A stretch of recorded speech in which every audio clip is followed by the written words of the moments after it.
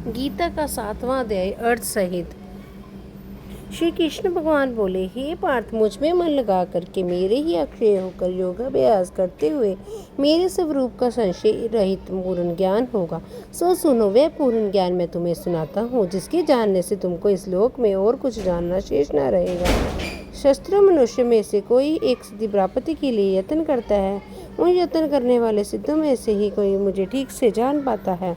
पृथ्वी, जल, अग्नि, वायु, आकाश, मन, बुद्धि और अहंकार, ये 8 प्रकार की मेरी प्रकृति है। इस प्रकृति को जड़ कहते हैं और हे महाबाहो, इससे दूसरी प्रकृति चेतन है, जिसने संपूर्ण जगत धारण किया है। इन्हीं दोनों प्रकृतियों से सब प्राणी मात्र उत्पन्न होते हैं।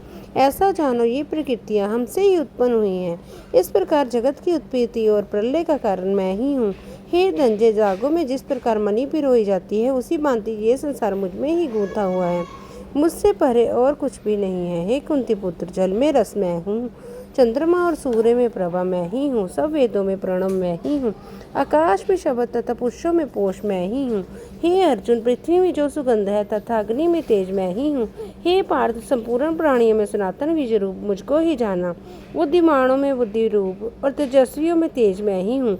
हे अर्जुन, काम और रोग रहित बलवान पुरुषों में बल और पुरुषों में धर्म के विरुद्ध ना जानने वाला कर्म मैं ही हूँ। जितने सात्विक, राजस, तामस पदार्थ है, वे सब मुझसे ही उत्पन्न हुए हैं, परंतु उनमें मैं नहीं रहता हूँ। ये सब मुझ में है। सत्व, रज, तम, इन तीनों गुणों के प्रभाव से ये सारा संसार मोहित होता रहता है। इस कारण ये इससे परे मुझे भव्य परमात्मा को नहीं जानता। मेरी ये गुणमयी और दिव्य माया अत्यंत दुष्कर है। जो मुझको अनन्य भाव से बचते हैं, वे इस माया को पार कर जाते हैं। जो पापी, मूढ़, नराधम, माया ने जिनका ज्ञान हर लिया है और अब आसुरी भाव ग्रहण किए हुए हैं, मुझको नहीं पाते हैं। हे भारत श्रेष्ठ अर्जुन, 4 प्रकार के जीव मुझको बचते हैं।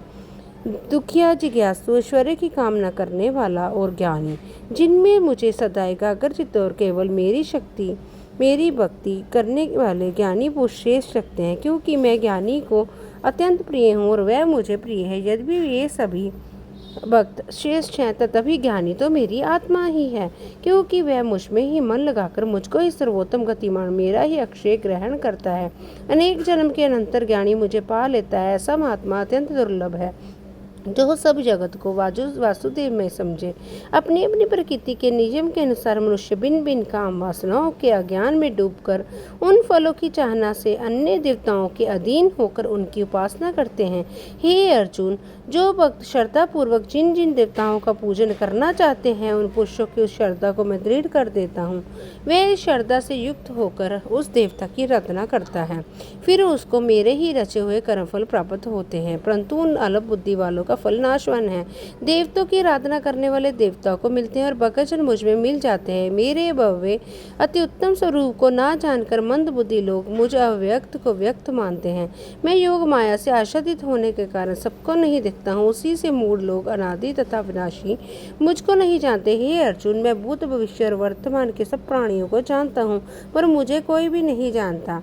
हे भारत, हे परंतप, इच्छा और देश से उत्पन्न होने वाले सुख दुख आदि द्वंद्वों के मोह से जगत के सभी प्राणी ब्रह्म में फंस जाते हैं। जिन पुण्य आत्माओं के पाप नष्ट हो गए हैं, वह पुरुष द्वंद्व के मोह से छूटकर दृढ़ निश्चय करके मेरी भक्ति करते हैं। जो मेरा आश्रय लेकर जन्म मरण के दुख दूर करने के अर्थ प्रयत्न करते हैं, वे पुरुष ब्रह्म, आत्मज्ञान और संपूर्ण अज्ञा को जानते हैं। जो अधिभूत, अधिदेव और अधियज्ञ इन सब में व्यापक मुझे जान पाते हैं, वे समादिष्ट पुरुष मरण काल में मुझको जानते हैं।